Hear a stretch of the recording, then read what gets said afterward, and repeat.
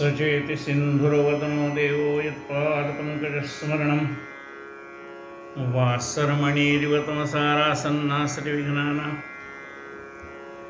या कुन्देन्दुतुषारहारधौरा या शुभ्रवस्त्रामृता या वीणावरदण्डमण्डितकरा या श्वेतपद्मासना या ब्रह्माच्युतशङ्करप्रभृतिभिः देवैः सदा वन्दिता सा मां पातु सरस्वती भगवती निःशेषदाढ्यापः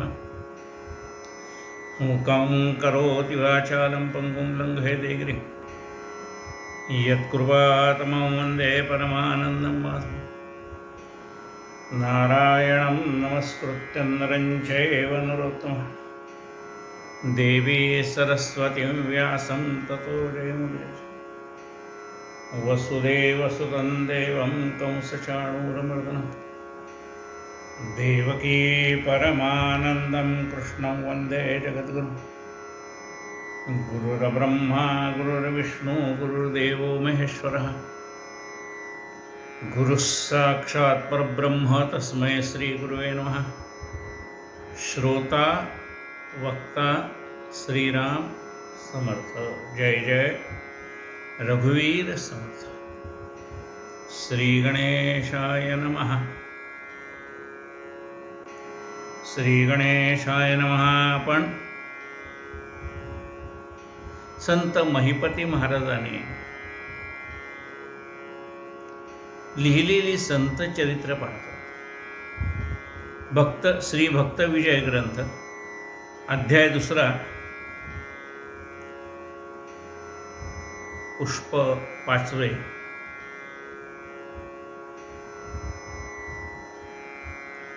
ओवी क्रमांक 93। ऐसे ऐकोनी करुणावचन संतोषला जगज्जीवन तात्काळ येऊन श्यामघन जयदेवासे भेटला। चतुर्भुज रूप सगुण प्रसन्न झाला। नारायण जयदेवाचे करचरण तात्काळ फुटले देवा। पुष्पक धाडोनी सत्वर वैकुंठास नेले। वेशधर भक्त महिमा बहुथोर ब्रह्मादिका कळेना। जयदेवास म्हणे रुक्मिणीपती धन्य धन्य तुझी भक्ती। क्षमा दया आणि शांती तुझ्या अंगी वसती की। शत्रुमित्र सारखे दयासे दया अधीन मे ऋषिकेशी आहे सेवण वैकुंठवासी अदृश्य झाला ते देवा। परमेश्वर म्हणाले जयदेवा मी भक्त पराधीन आहे, पण कोणत्या भक्ताचा ऐकतो, कोणत्या भक्ताच्या आज्ञेत राहतो त्याचं वर्णन भगवंताने केले।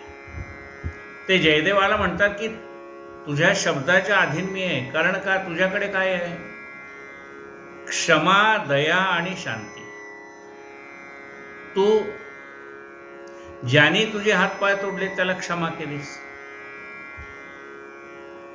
ते नरकामध्ये चाललेले पाहून तुला दया आली आणि तू मला विनंती केली त्यांचा उद्धार करण्याची। आणि एवढा त्यांनी त्रास देऊन सुद्धा तुझ्या मनाची शांती ढळली नाही। म्हणजे तुझ्याकडे क्षमा आहे, दया आहे आणि शांती आहे। शत्रू मित्र सारखे जयासी।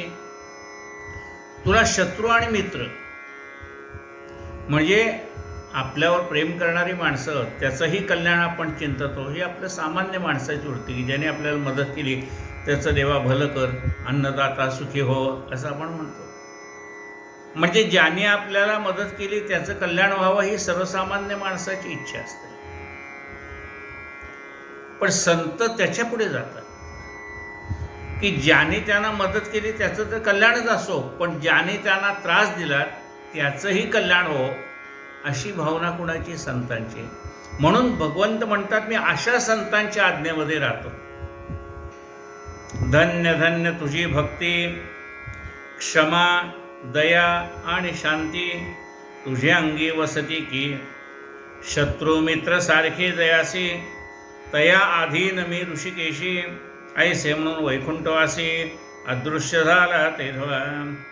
जयदेवासी चरण कर फुटले देखून नृपोर चित्तासी वाटला चमत्कार, जोडो निकर पुसतसे. जयदेवाला पूर्वीसारखे हातपाय भगवंताच्या कृपेने प्राप्त झालेले क्रौंच राजाने पाहिले आणि राजाने जयदेवाला नमस्कार केला आणि विचारलं. मागील वृत्तांत जो झाला तो जयदेव रायास सांगितला. जय जयकार ते वेळा वैष्णव नामे गर्जती. आणि मग जयदेवाने त्या ज्यांनी त्यांचे हातपाय तोडले, ते कसे तोडले, काय तोडले, हे सगळं त्यांना सांगितलं. आणि मग त्या राजाने काय केलं, जयदेवाची जी पत्नी आहे तिला सन्मानाने परत बोलवलेलं आहे. तिचं नाव पद्मावती.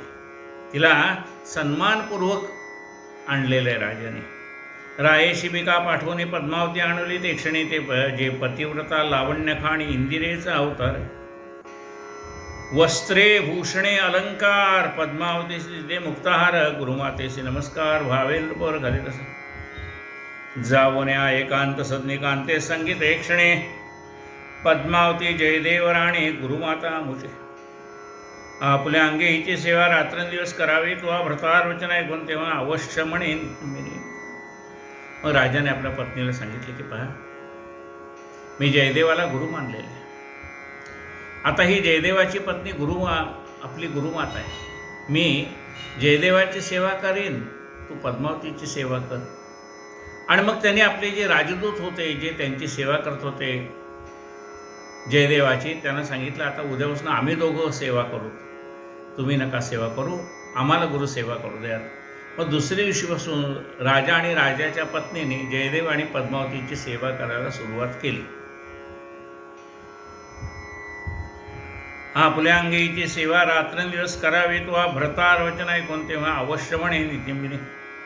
राये विचारून अंतरे तात्काळ सेवक केले दुरी, जयदेवाची चाकरी अंगे आपल्या करतसे. तव कोणी एक दिवशी राजस्त्रिया वैसल्या सवेशी, पद्मावती सद्गुणराशी मुख्यस्थानी शोभत. सरितात जैसी भागीरथी, की पतिव्रता सावित्री, सती नात्री, सकळ मंत्रात गायत्री, मुख्यमंडळ शोभत असे. ज्याप्रमाणे सगळ्या स्त्रिया ज्या वेळेला बसलेल्या असायच्या त्यावेळेला ही जयदेवाची पत्नी पद्मावती पण असायची, राजाची राणी पण असायची. सगळ्या स्त्रिया एकत्र असताना सर्व स्त्रियामध्ये उठून कोण दिसत होतं, ही पद्मावती दिसत होती. ज्याप्रमाणे अनेक नद्यामध्ये गंगा उठून दिसते, किंवा पतिव्रता स्त्रियामध्ये सावित्री उठून दिसते, सगळ्या मंत्रामध्ये गायत्री मंत्र उठून दिसतो. सुगंधा माझी कस्तुरी की अलंकारात गळसरी, तशी पद्मावती नारी मुख्यासनी बैसली. सुगंधामध्ये अनेक सुगंधित पदार्थ ठेवले, पण त्यात कस्तुरी उठून दिसते. स्त्रियाने अंगावर घालायचे असंख्य अलंकार ठेवले, पण त्यात सगळ्यात उठून दिसतं ते मंगळसूत्र. की अलंकारात गळसरी, तैसी पद्मावती नारी मुख्यासनी बैसली. तो अकस्मात तू ते येऊन तेथे सांगते, वर्तमान राजस्त्रियेचा बंधू सुजाण शांत झाला एकाळी. तेवढ्यात एक राजदूत आला. त्याने सांगितलं राजाच्या पत्नीला की तुझा बंधू मरण पावला, जे राजाच्या राणीचा भाऊ मरण पावला, असं राजदूताने सांगितलं. आता बंधू मरण पावल्यानंतर काय झालं, साहजिकच त्या बंधूबरोबर म्हणजे त्या राणीच्या भावाचे त्याला जेव्हा अग्नी दिला तेव्हा त्याच्याबरोबर त्याची पत्नी म्हणजे राणीच्या भावाची बायको वहिनी ती सती गेली.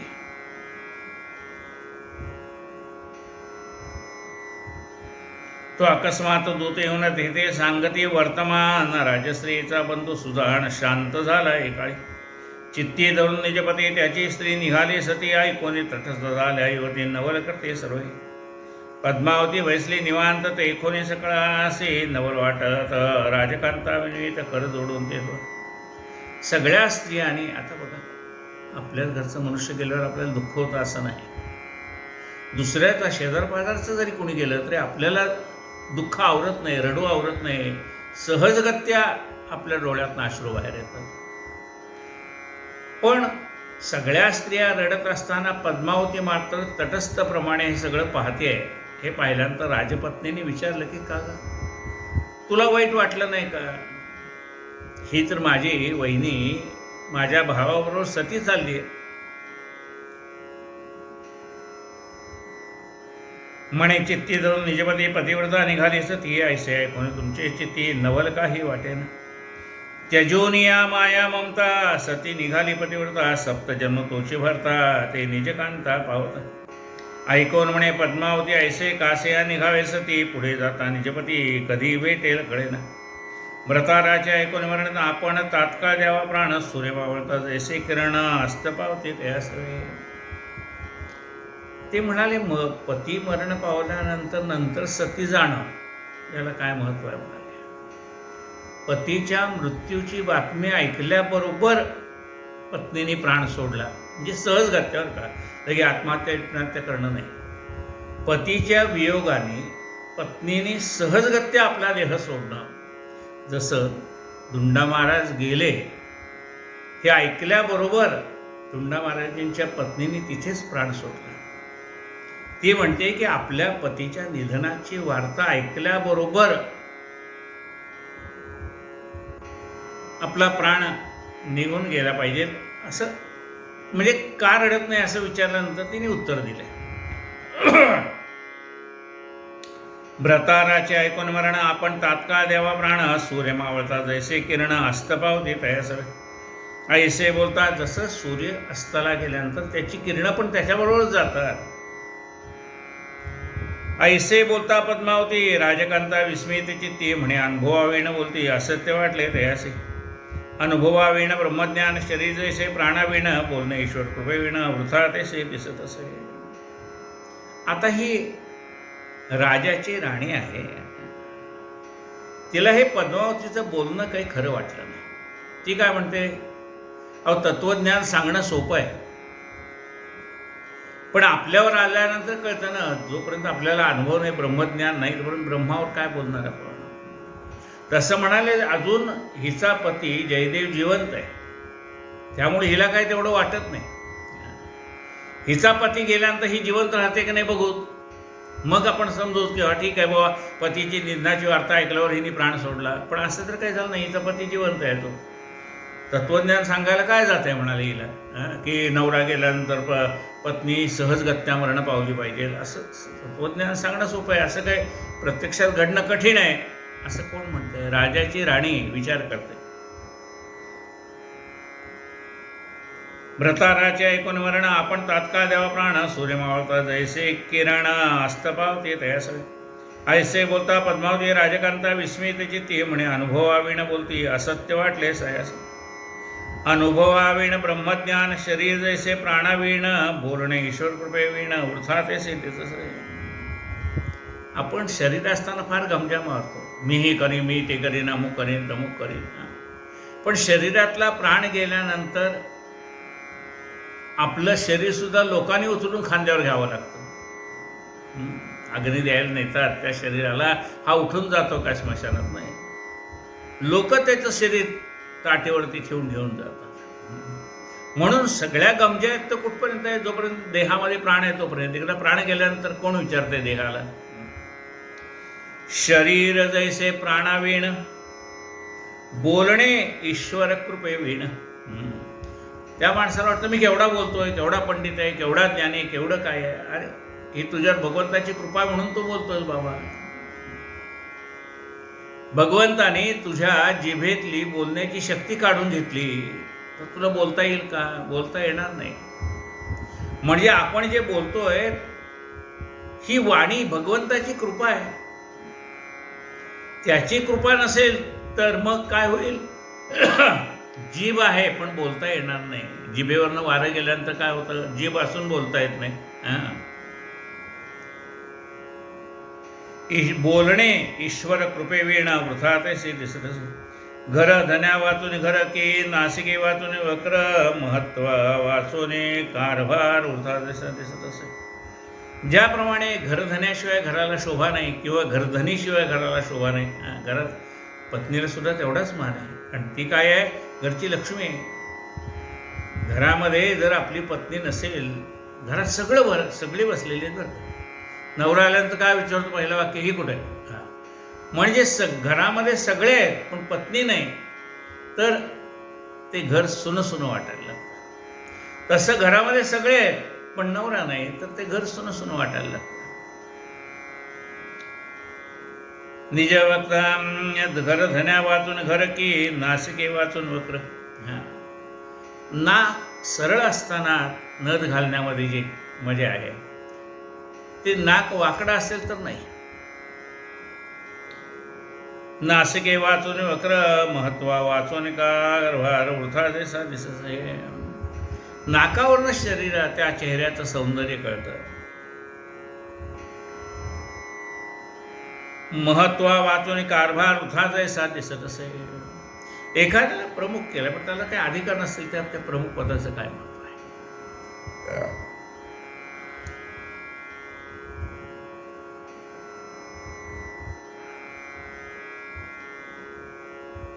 वंद्या कांता दिसे उत्तम की धन लुदकाचे वृथा प्रेम वृक्षा वाचून दुरुनी ग्राम भूक्षित दिसत असे.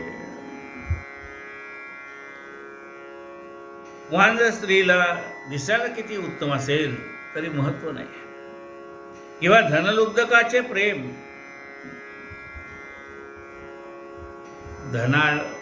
धनावरती प्रेम करणाऱ्या माणसाला त्याच्याजवळचं धन गेलं तर चैन पडत नाही. गावामध्ये झाडं नसतील तर त्या गावाला शोभा काय. निज भक्ता वाचून देव के सेनेविण जैसा राव साधन नसता शुद्ध भाव वृथा जैसे निष्फळ. निज भक्ता वाचून देव आहे पण भक्त नाही, ते मंदिर सुनं वाटतं. देव आहेत पण भक्त नाहीत, मग ते मंदिर सुनं वाटतं. देवालाही चैन पडत नाही, कधी एकदा माझे भक्त माझ्या दर्शनाला येतील असं त्याला होऊन जातं. निज भक्ता वाचून देव की सेनेविण जैसा राव. राजाही म्हणाले पण सैन्यच नाही, ओसाडगावचा राजा, काय उपयोगाचा. की सेनेविण जैसा राव साधन नसता शुद्ध भाव वृथा जैसे निष्फळ रे. साधन सुचिता पाहिजे, म्हणजे जे आपण कर्म करतो ते शुद्ध कर्म करता आलं पाहिजे, की झालं पाहिजे.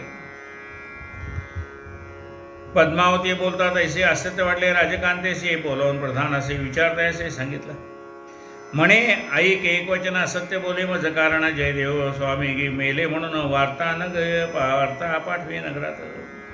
मग त्यांनी प्रधानाला बोलवलं आणि सांगितलं की जयदेव कुठे शिकारीला, म्हणजे राजावर शिकारीला गेले समजा, तर ते जंगलामध्ये असताना तू येऊन मला खोटा निरोप सांग की जयदेव मरण पावले म्हणून.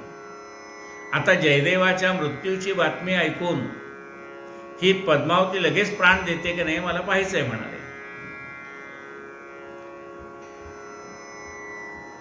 तव कोणी एके दिवशी राजा चालला वनक्रीडेसे, शिबिकेत बैसून जयदेवासे अरण्यात पै गेले. तव प्रधाने काय केले, नगरात मनुष्य पाठविले, व्याघ्रे जयदेवा मारले ऐसे सांगा म्हणून. अशुद्धे वस्त्रे भिजून मागे पाठवी प्रधान ऐसी वार्ता ऐकून राजकांता रडत असे. आणि मग काय केलं या प्रधानाने, नगरामध्ये अशी वार्ता पाठवली की राजा शिकार करत असताना हिंस्त्र अशा व्याघ्राने जयदेवाला फाडून खाल्लं, मारलं त्याला. तेव्हा त्या प्रधानाने काय केलं, एक छोटासा प्राणी मारला, त्याच्या रक्तामध्ये जयदेवाचे एक्स्ट्रा कपडे होते त्यातला एखादा नेला होता, त्याने ते बुडवले आणि पाठवून दिले राजपत्नीकडे. सारखेच आपल्याला एकाच रंगाचे अनेक कपडे असतात, तसं त्याने जो वेश घातला होता तसाच एक वेश त्यांनी ते रक्तामध्ये बुडवले कपडे आणि नगराकडे पाठवून दिले. प्रधानाने सांगितलं की जयदेव स्वामी मरण पावले असं. अशुद्धे वस्त्रे भिजवून मागे पाठवी प्रधान ऐशी वार्ता ऐकून राजकांता रडत असे. कपड धरून अंतरी रडत आले राजसुंदरी तेथे जेथे पद्मावती सुकुमारी धावून आली गाठाय. म्हणे बाई अनर्थ झाला, जयदेव स्वामी व्याघ्रे मारला, पद्मावती पुसे तिजला सत्य म्हणून. आली राणी रडत आली.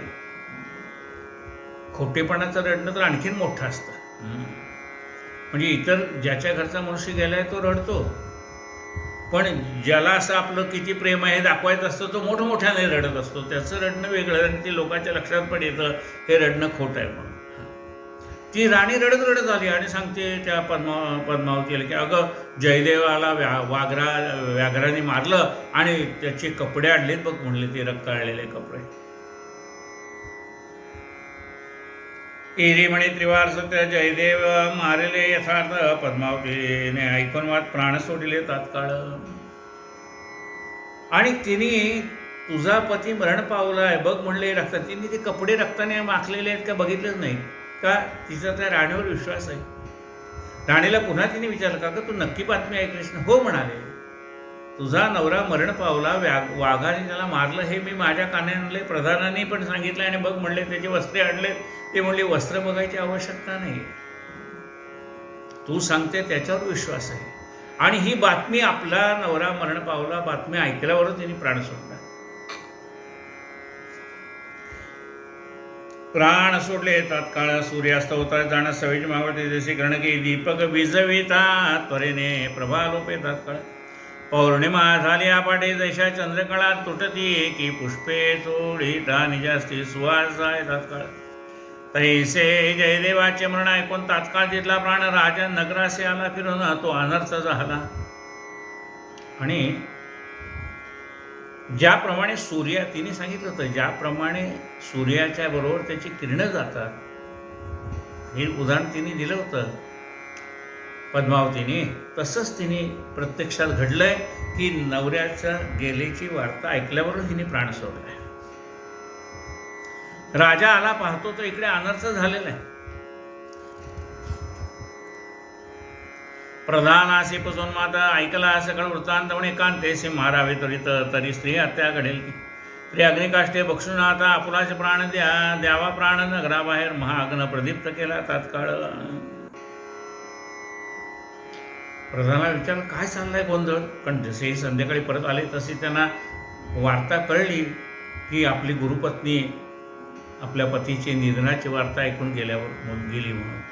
प्रधानाला त्यांनी विचारलं काय प्रत्यक्षात काय घडलं, जयदेव तर जिवंत आहे आणि जयदेव मेला म्हणून कोणी वार्ता पाठवली.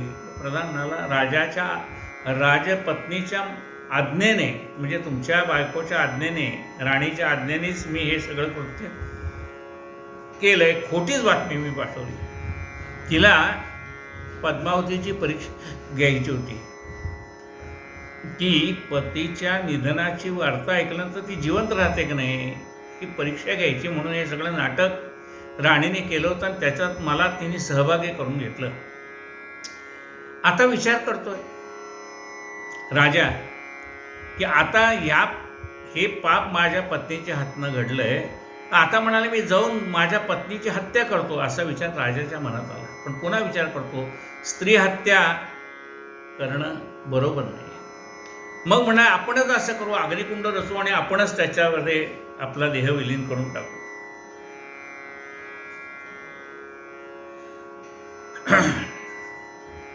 प्रधानासी पासून माता ऐकला सगळं वृत्तांत म्हणे कांतेसी मारावी त्वरित, तरी स्त्री हत्या घडेल की. तरी अग्निकाष्ठे बक्षून आता आपुलाचे द्यावा प्राण नगराबाहेर महाअग्न प्रदीप्त केला तात्काळ. जयदेव स्वामीशी नमस्कार करावयाला नृपवार म्हणे स्वामी अनर्थ तो मजपासून घडला की. अंतरसाक्षी जयदेव पूर्ण कळले सकळ वर्तमान राया दिले आश्वासन म्हणे प्राण द्यावा. पद्मावतीच्या प्रेताजवळी जयदेवाले ते वेळी टिळावा विणा घेऊन करकवळी राधा विलास आरंभला. 24 अष्टपद्या प्रसिद्ध जनी जयदेवे गायला ते क्षणी मग साबडी नामे गाऊनी हरिरंगणी नाचत. राजा अग्निकुंड रचतो आणि राजा त्या अग्निकुंडामध्ये आपला जीव द्यायला तयार झालेला पाहिल्यावर जयदेवाने विचारलं काय चाललंय, काय कशासाठी अग्निकुंड पेटवले, कशासाठी तुम्ही प्राण द्यायला चालला.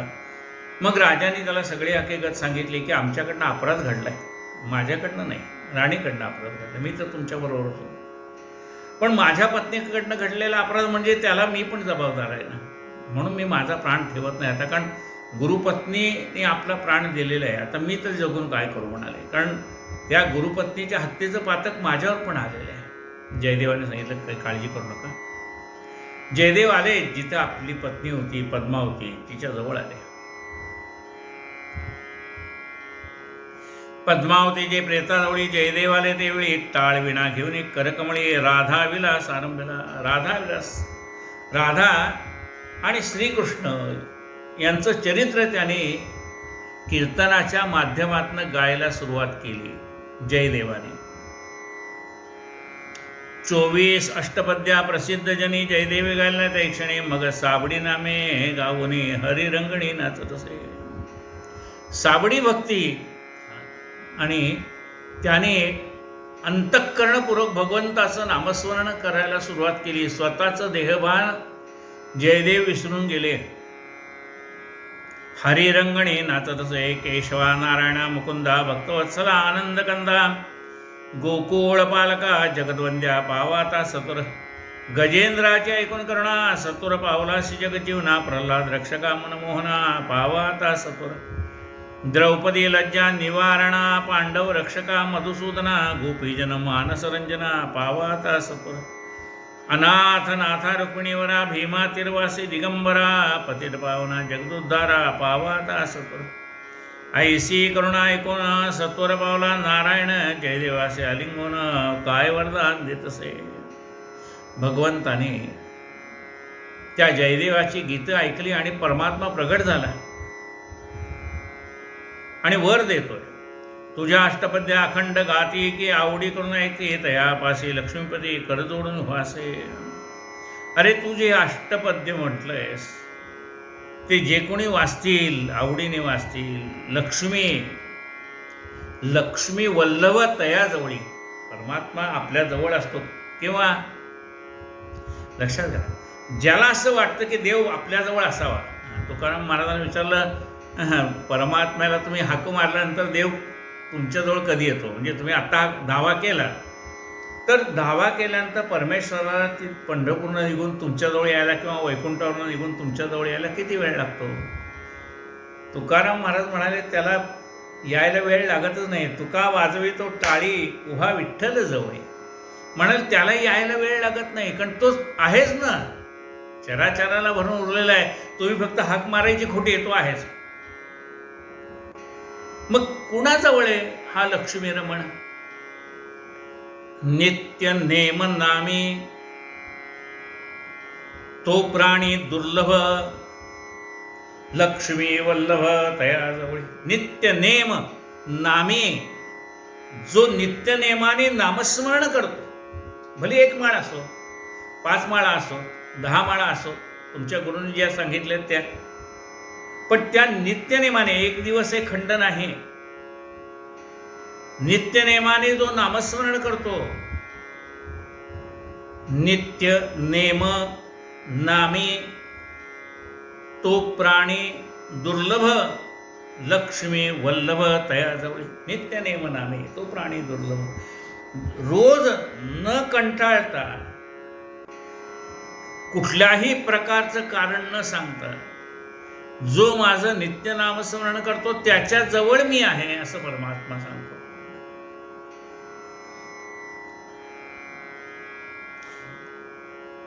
तुझ्या अष्टपद्या अखंड गाती की आवडी करून ऐकते तयापासी लक्ष्मीपती कर जोडून उभासे. आईसे देऊन वरदान काय करीत जगज्जीवन. पद्मावतीशी आलिंगून सावध केली तेरवा. प्रेत उठतात सत्र पहा हे झाला एकची जय जयकार. विमाने बैसून सुरोवर पुष्पवृष्टी करतात.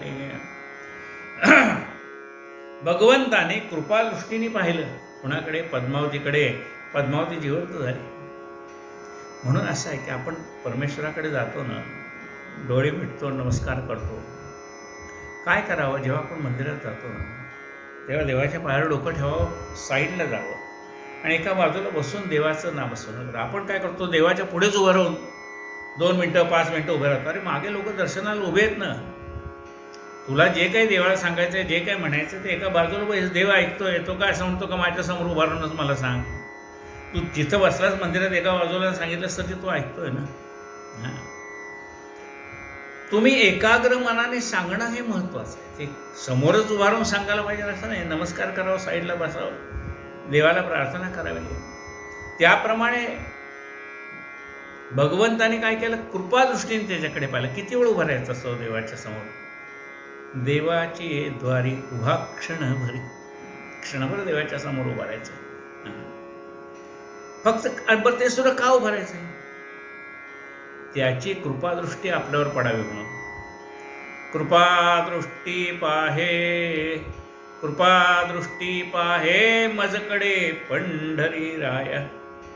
परमेश्वरा, तू माझ्याकडे कृपादृष्टीने पहा, बस, बाकी काही मला नको.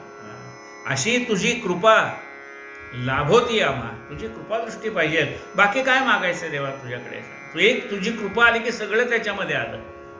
एक कृपा आली भगवंताची की त्याच्यामध्ये सगळं आलं. म्हणून देवाला बाकी काही मागायचं नाही. देवाला सांगायचं तुझी अखंड कृपा आमच्यावर राहू दे, बाकी आम्हाला काही नको.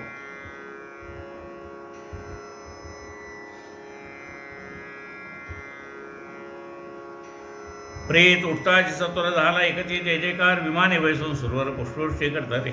सकळा संतोष झाला थोर, प्रेमे गर्जती वैष्णवीर.